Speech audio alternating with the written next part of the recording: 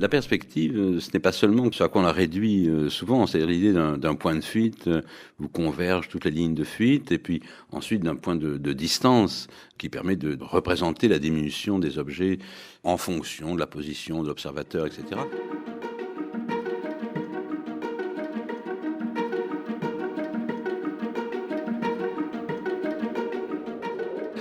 La perspective, telle qu'on la pratique en tout cas au XVe siècle et encore après, elle commence par autre chose. Et la première opération du peintre, c'est pas le point de fuite. La première opération du peintre, c'est ce qu'on appellerait aujourd'hui le cadrage. C'est-à-dire en fait le fait de poser le cadre à l'intérieur duquel on pourra contempler l'histoire. J'ai déjà dit, mais je le répète parce que j'y tiens beaucoup, la fenêtre d'Alberti, la fameuse fenêtre d'Alberti, elle n'ouvre pas sur le monde, pas du tout. C'est pas un détail du monde qu'on voit à travers cette fenêtre. La fenêtre d'Alberti, c'est le cadre. Il dit un quadrangle à partir duquel on puisse contempler l'histoire. Et c'est donc à partir, c'est le cadre, enfin c'est le cadrage, le dessin rectangulaire de la surface qu'on va peindre qui détermine toute la perspective. C'est la première opération du peintre, ça commence par là. Et de fait, si on commence à regarder les peintures du XVe siècle de ce point de vue, on se rend compte que les peintres se sont immédiatement posé le problème du cadrage de leur représentation et même de la représentation de ce cadrage à l'intérieur même de la peinture. Par exemple, si vous allez dans les églises toscanes, regardez des fresques des années 1430, 1460, je vous conseille de regarder ce qui se passe à l'angle des murs. C'est-à-dire que vous avez les murs occupés par une fresque et puis au fond de la chapelle, vous avez l'angle, un autre mur. Qu'a choisi comme solution le peintre à cet angle-là? Est-ce qu'il a peint un bord? Est-ce qu'il a peint un cadre? Est-ce qu'il a peint un pilastre, etc. Et vous verrez que certains peintres, je pense ici à Masaccio, bien sûr, mais aussi à Filippo Lippi, à Prato, se sont posé la question du cadre, du bord et des limites constitutives de l'espace de la fresque de manière remarquablement intelligente. À Prato en particulier, Filippo Lippi peint un cadre, mais fait que l'action passe à travers le cadre. D'un côté, vous avez de la chapelle, vous avez des bourreaux qui jettent des pierres sur Saint-Étienne qui est peint sur le mur de fond, et donc les pierres sont supposées traverser l'espace réel de la chapelle. De l'autre côté, le bourreau a décapité Saint Jean-Baptiste qui est sur le mur de fond, et le coude du bourreau correspond exactement avec l'angle de la chapelle, et il donne la tête de l'autre côté, sur le mur latéral, à Salomé. Donc la question du bord, du cadre, du cadrage est essentielle dans la définition de la perspective. Et je crois qu'un des peintres qui l'a le mieux perçu, conçu et représenté, comme par hasard, c'est Fra Angelico. Et là, on va revenir aux Annonciations, les deux Annonciations très proches l'une de l'autre de Fra Angelico, le tableau d'autel de Cortona, qui est conservé au musée diocésain de Cortone, et la fresque, la fameuse fresque du couvent de San Marco. Apparemment, les deux images sont pratiquement identiques, c'est le même schéma général. C'est-à-dire que l'ange arrive par la gauche, la Vierge est sous un portique, la partie gauche de l'image est occupée par le jardin clos, l'hortus conclusus, donc une prairie, des petites fleurs, une barrière, et puis une sorte de forêt à l'arrière-plan. Et puis toute la partie droite de l'image est occupée par le bâtiment de la Vierge, la domuncula, la petite maison, la Vierge étant assise sur un trône dans un cas, sur un tabouret dans l'autre, et puis entre les deux, l'ange et la Vierge, l'ange a pénétré le portique, il est dans la première arcade, la Vierge est dans la deuxième arcade, entre les deux s'ouvre dans le mur de fond la porte menant à Cortona, à la chambre de Marie, à San Marco, à une cellule de couvent, qui est la chambre de Marie, mais puisqu'on est au couvent dominicain de San Marco, cette chambre prend absolument l'aspect d'une cellule de moines dominicains. Donc le schéma est le même, c'est de la rencontre de l'ange et de la Vierge dans un portique qui fait un angle, c'est-à-dire que le portique arrive, puis le bord du portique donne sur le jardin, et il s'enfonce à la profondeur vers une sorte de corridor qui aboutit à un mur. Bon, le résultat, c'est qu'on a à Cortona, très clairement, quand on le voit au premier coup d'œil, on a un bâtiment qui, d'un côté, sur la gauche, a 3 arcades, alors que du côté du spectateur, c'est-à-dire à la surface du tableau, ce bâtiment ne présente que 2 arcades, le tableau est encadré de telle sorte qu'on ne voit pas la 3e arcade. Mais tout suggère qu'on a affaire à un bâtiment carré, un cube, avec une façade comportant 3 arcades, l'angle la colonne d'angle, et puis la façade orientée vers nous, avec 2 arcades, la troisième étant coupée par le cadrage de l'image. Et au milieu de la surface géométrique du panneau, la porte donnant sur la chambre de la Vierge avec le rideau rouge, on y reviendra peut-être, du rideau de la Vierge. Ça, c'est le schéma de l'Annonciation de Cortone. Quand on est à San Marco, c'est le même schéma. Le point de fuite s'est déplacé. À Cortona, le point de fuite était au bord exact du tableau et déterminait un horizon très intéressant. Mais il était au bord, donc l'architecture fuyait légèrement sur la gauche. Au contraire, à Cortona, le point de fuite est revenu vers le centre de la fresque, et donc le corridor, hein, le portique qui est sur la gauche du bâtiment, eh bien, il vient vers le centre de la fresque. On voit les 3 arcades. Sur la façade, vers nous, on voit les 2 arcades, l'ange de même endroit, la Vierge de même endroit, mais Fra Angelico, curieusement, a cadré de telle sorte qu'on voit le départ d'une 3e arcade à San Marco, ce qui était absolument invisible à Cortona. Bien, on voit le départ d'une 3e arcade, et donc on ne sait plus où s'arrête le bâtiment, parce que l'impression, automatiquement, c'est que sur la droite commence un portique dont on ne sait pas où il s'arrêtera. Ce qui est très intéressant par ailleurs, c'est que toujours à San Marco, donc cette annonciation qui est en haut de l'escalier, qui accède au premier étage, au dortoir de San Marco, mais dans une zone qui était encore accessible à des laïcs, n'était pas réservée exclusivement aux moines. Eh bien, à San Marco, Fra Angelico, qui a cadré différemment de ce qu'il avait fait à Cortona, Fra Angelico, par ailleurs, a représenté, il a peint le cadre. C'est-à-dire qu'il a peint, la fresque ne se limite pas à la représentation de la maison de la Vierge, du jardin clos, de la forêt, de la palissade, de l'ange de la Vierge et de la petite cellule. En plus, Fra Angelico a peint à fresque le cadre gris. Il imite la pierre, il a mis le travertin gris, et ce cadre a lui-même un point de fuite. Le point de fuite du cadre ne correspond pas au point de fuite de la fresque. Il y a deux... Dès qu'on commence à regarder ça d'un peu près, ça devient une complexité et une subtilité extrême. Parce que si on commence à remarquer ce genre de choses, eh bien on constate par exemple que le cadre peint en gris à San Marco a la même couleur que le pilastre gris qui jouxte la fresque. On remarque sur la gauche, on remarque à ce moment-là que l'orientation double du corridor peint, du portique peint de l'Annonciation, un qui s'enfonce à profondeur sur la gauche, l'autre qui part sur la droite avec son début de 3e arcade, correspond exactement à la réalité des corridors de San Marco, qui à gauche du pilastre réel s'enfonce vers les cellules sur la gauche, tandis qu'à droite, eh bien, ça part sur la droite et autre direction de parcours du réfectoire.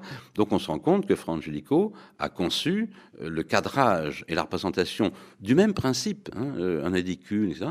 Il l'a conçu en fonction de la situation réelle de la fresque, de manière à ce que le moine dominicain ou le laïc ayant droit à une cellule, je pense à nouveau à Comme l'Ancien qui avait sa cellule au couvent de San Marco, eh bien, passant devant cette annonciation, disant l'Ave Maria, comme lui recommande la fresque, qui dit « N'oublie pas de dire l'Ave Maria quand tu passes devant cette fresque », eh bien, ensuite, une fois qu'il quitterait la fresque, il entrerait dans un parcours déjà indiqué dans la fresque par le cadrage, j'insiste sur le cadrage, d'un côté à gauche, s'enfoncer dans le portique vers sa cellule, ou bien aller à droite et aller vers d'autres cellules, à droite du corridor. Donc, le cadrage à San Marco est tout à fait essentiel par rapport à la situation, je dirais presque géographique de la fresque dans le parcours du couvent. Si je reviens à l'Annonciation de Cortona, là, c'est très différent puisque, je l'ai dit il y a 2 minutes, le cadrage fait que nous ne voyons rigoureusement que 3 arcades sur la gauche, fuyant latéralement pour un point de fuite qui est placé au bord du tableau, et 2 arcades de face. Si on fait attention, on comprend qu'il doit y en avoir une 3e parce que sur le mur, il y a 3 arcs aveugles inscrits, donc ça implique un bâtiment carré de 3 arcs sur 3 arcs, mais aucune indication d'un corridor, d'un portique, disons, se développant vers la droite. Au contraire, une œuvre close, fermée, d'un bâtiment ayant 3 arcades sur 3 arcades. Cela dit, ce que je vois d'abord, c'est 2 arcades face à moi, 3 sur le côté, et d'abord, j'imagine que la Vierge, son trône, s'appuie contre le mur peint. Il faut que je fasse, si j'en ai envie, si j'ai envie de réfléchir, il faut que je fasse le plan au sol, comme en architecture, de ce bâtiment peint, pour me rendre compte qu'en fait, la Vierge n'est pas du tout appuyée, son trône n'est pas appuyé contre mur, elle est au milieu de ces 3 arcades virtuelles. Il y en a 2 réelles, face à nous, 3 sur le côté, et une 3e virtuelle face à nous, est au milieu des 3 arcades virtuelles. Et donc, qu'a fait exactement Fra Angelico? Pourquoi avoir cadré son bâtiment de manière à me faire croire qu'il avait 2 arcades sur 3, mais en fait en construisant de telle sorte que si je fais attention, il en a 3 sur 3. Alors, de dire que la question mérite réflexion. Je crois très franchement que la réponse n'est pas trop complexe, parce que même si Fra Angelico était un dominicain, même si les dominicains sont des grands spécialistes en théologie, je crois que ce tableau qui s'adressait aux fidèles de Cortona ne pouvait pas développer savamment des concepts théologiques, il devait développer visuellement, et donc assez simplement. En fait, ce qui se passe, c'est que ce bâtiment est le bâtiment cadré tel qu'il est cadré à Cortona. Eh bien, ce bâtiment est le bâtiment où a lieu l'Annonciation. L'Annonciation, c'est quoi, hein? Bon, c'est le moment où Gabriel vient voir la Vierge Marie et lui dit « tu concevras un enfant », etc. Ça. Bon, et l'Annonciation se termine par l'incarnation. À la dernière, quand la Vierge dit à l'ange « mais comment cela sera-t-il possible puisque je n'ai pas connu d'homme ?» L'ange lui répond « rien n'est impossible à Dieu qui est tout verbe, l'ombre du Très-Haut, la vertu du Très-Haut te couvrira de son ombre, etc. etc. » À ce moment-là, la Vierge répond « Ex ancilla Domini, hein, je suis la servante du Seigneur, qu'il me soit fait selon ton verbe. Fiat mi secundum verbum tuum. » Donc, et dans l'instant même, hein, l'incarnation est faite. C'est-à-dire que dès lors que la Vierge accepte, elle aurait pu dire non. Elle accepte librement. Mais dès lors qu'elle dit oui, ex ancilla Domini, fiat mi, l'incarnation est faite. Au fiat lux, si vous voulez, du début, hein, de toute la Bible, répond, hein, au début de l'ère chrétienne, le fiat mi, secundum verbum tuum. C'est un moment théologiquement et, je dirais, émotivement, absolument considérable. Bien. Donc, c'est le bâtiment au lieu de l'Annonciation qui aboutit dans cet instant, on ne peut pas dire magique, ça serait sacrilège, mais dans un certain temps mystérieux, hein, du fiat mi, qui est celui de l'incarnation. Eh bien, qu'est-ce que c'est que l'incarnation? C'est le moment, en fait, où se réalise la Trinité. Dieu a toujours été trois en un. Lui le sait. Mais pour qu'il soit trois en un, il faut bien que, historiquement, hein, il s'incarne. Il s'incarne au moment où elle dit fiat mi. Je pense très sincèrement que c'est la raison profonde de ce cadrage singulier de Fra Angelico à Cortona qui fait que le bâtiment a l'air d'être 2 sur 3, hein, 2 arcs sur 3 arcs, alors qu'en fait, il a toujours été 3 sur 3. Mais c'est le moment où, tout d'un coup, se réalise, se met en visibilité le 3 en 1, qui est celui de l'incarnation du Dieu Train, comme on disait, au moment de l'incarnation. Et ce qui me fait penser cela, c'est pas une forme d'esprit compliqué de ma part, hein, c'est pas le fait que j'ai un esprit particulièrement compliqué ou subtil, c'est qu'il y a autre chose à voir, il y a 2 autres choses à voir dans l'Annonciation de Cortona, de Fra Angelico, à travers ce cadrage, hein, parce que c'est le cadrage qui nous sert de point de départ, qui fait un bâtiment de 2 sur 3. Les 2 autres éléments à voir qui sont, je crois, alors l'un invisible de loin, et n'oubliez pas que ces tableaux étaient faits pour être vus de loin, puisqu'il était sur un autel, et l'autre visible de loin, mais plus complexe à percevoir.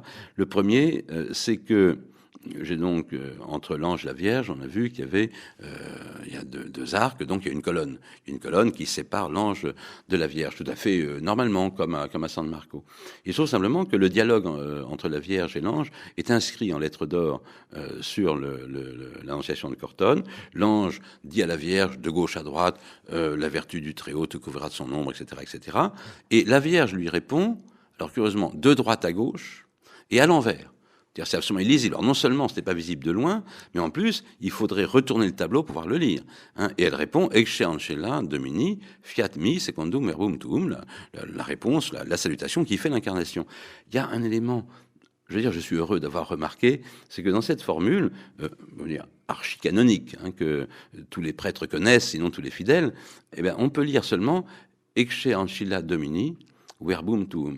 Fiat mi secundum a disparu. Hein, ce fiat qui fait l'incarnation a disparu. Alors d'abord, on pense qu'il passe derrière la colonne. Et donc, il serait inscrit dans l'espace derrière la colonne. Mais quand on regarde la salutation angélique, on voit qu'elle est complète, hein, que la colonne n'interrompt rien.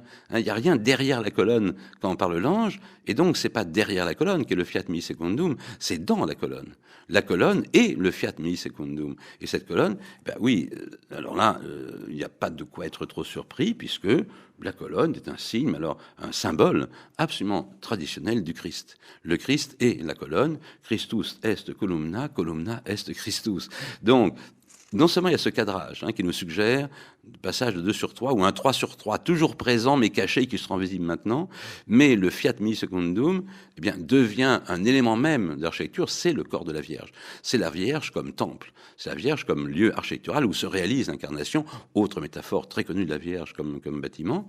Et ce qui va encore dans ce sens, et là on revient au cadrage, après l'avoir quitté un petit peu, c'est que le cadrage implique quelque part qu'il y a un milieu du tableau, un milieu géométrique où se croisent les deux diagonales. Eh bien, dans l'Annonciation de Cortona, alors que le point de fuite est latéral, il est sur le côté. Le centre géométrique du tableau est occupé par la porte donnant sur la chambre de la Vierge très obscure, où tout ce que je peux voir, c'est l'angle d'un lit et un rideau rouge, le baldaquin rouge du lit de la Vierge. Et je trouve deux choses à ce propos. C'est que, premièrement, si on fait à nouveau le plan au sol du lit par rapport au bâtiment, on se rend compte que le lit n'entre pas dans le bâtiment. Il est insituable, il est au-delà du mur de fond. Donc, il échappe à la perspective, à la règle de la perspective. La perspective mesure le monde, mais le mystère du corps de la Vierge échappe à toute mesure. C'est le Saint des Saints, obscur, et qui échappe à toute mesure. Tout ce que je peux voir, donc, c'est cet angle du lit qui me situe au-delà de toute perspective, et le rideau rouge, au centre géométrique de l'image, rideau rouge sur lequel vient s'inscrire à plat parfaitement l'auréole de l'ange Gabriel. Et là s'ouvre notre question, pourquoi ce rouge au milieu du tableau avec l'auréole d'or s'inscrivant dessus? Rien n'obligeait à peindre un rideau rouge sur le baldaquin de la Vierge. Après tout, elle vivait dans une petite maison très pauvre. L'annonciation de San Marco est plus juste de ce point de vue-là, juste un tabouret, une petite cellule. Pourquoi ce baldaquin rouge? Le rouge, à mon avis, c'est évidemment la couleur du sang. Et qu'apporte la Vierge à l'incarnation? Elle apporte son sang. La femme donnait le sang et l'homme donnait la forme. Et Dieu donne l'homunculus, ça sera le petit Jésus qui quelquefois apparaît portant déjà sa croix dans certaines annonciations, mais que donne la Vierge? Elle donne son sang. Et je pense fondamentalement que ce rideau rouge au cœur géométrique du tableau, dans l'obscurité, au-delà de toute mesure de la chambre de la Vierge, eh bien c'est le sang de la Vierge qui va donner matière au corps du Christ, à l'incommensurable, figuré par l'auréole d'or. Alors qu'un peintre comme Frangelico soit à ce point attentif au cadre et au cadrage et à la position réciproque de ce qui vient dans l'image. Je pense à l'ange Gabriel qui arrive par la gauche dans l'espace, le lieu figuratif de l'Annonciation, en fait ne doit pas trop surprendre. Parce que Alberti le dit déjà, le cadran de la fenêtre, il est ce à partir de quoi, et non pas ce à travers quoi, on puisse contempler, le mot latin c'est contueatur, c'est pas tueatur mais contueatur, non pas regarder, mais contempler l'historia, c'est-à-dire la composition de peinture. Et ce mot de contueatur, de contempler, m'a toujours fasciné. Je pense qu'il y a une logique extrême, parce que dans contempler, il y a temple. Il y a temple, et qu'est-ce que c'était que le templum qu'on contemplait en latin, et ces gens-là savaient très bien le latin, eh bien, c'était le carré ou le rectangle que les aruspices romains dessinaient avec leurs bâtons dans le ciel, pour attendre que d'y voir comment y passeraient les aigles. Et selon la direction, le nombre, la vitesse, etc., des aigles passant dans ce templum, le templum au départ il est dessiné dans le ciel, eh bien l'aruspice pouvait faire telle ou telle interprétation de ce qui était dit par ces signes. Et je crois que cette notion donc de délimitation d'une zone, au départ dans le ciel, après au sol, et ça devient le templum comme sacraire, comme lieu du sacré, puis dans la peinture, comme le quadrangle albertien déterminant le templum de la peinture, où on va contempler, non plus regarder le monde, mais contempler la composition, et donc autre chose que le réel. Je pense que les mots mêmes qu'emploie Alberti et la pratique, par exemple, de Frangelico, montrent que c'était parfaitement conscient chez les gens du XVe siècle. La peinture, pour eux, n'est pas un double du réel. Il n'y a pas de réalisme au XVe siècle. Il y a la création d'un templum où contempler la composition et ce que dit et pense la peinture.